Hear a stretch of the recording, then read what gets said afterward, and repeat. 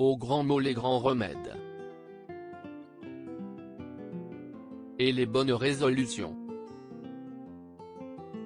Le 9 avril dernier, Kristen Stewart a célébré son 30e anniversaire. Des festivités passées en confinement pour l'actrice, qui partage la vie de la scénariste Dylan Meyer depuis plusieurs mois, et après lesquelles elle a décidé de prendre une décision radicale, arrêter l'alcool et de fumer. Je me suis réveillée ce jour-là et je me suis dit, tu dois te bouger le cul, a-t-elle confié dans une interview accordée à Un Style, dont elle fait la couverture du numéro de novembre. Je buvais trop au début de la pandémie, alors j'ai arrêté de boire et de fumer. Je suis gênée parce que cela semble vraiment cliché, mais quoi qu'il en soit, si est-il vrai, a-t-elle ajouté.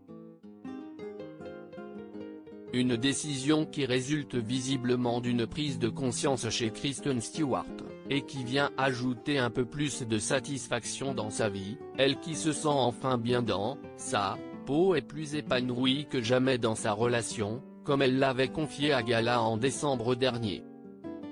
J'exprime mieux mes sentiments, ainsi que les messages que je souhaite faire passer, avait-elle expliqué.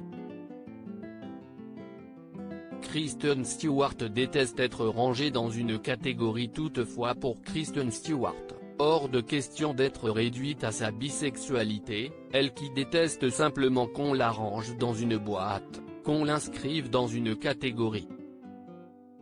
Je refuse de penser que, dans la vie, il n'y a qu'un seul chemin. Je change tous les jours.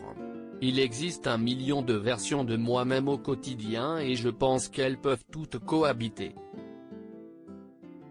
Si est-il dommage que certaines personnes refusent cette complexité chez l'être humain et ne voient qu'une seule facette, avait-elle confié, lassée que les gens, là, résument à une histoire ou à une différence.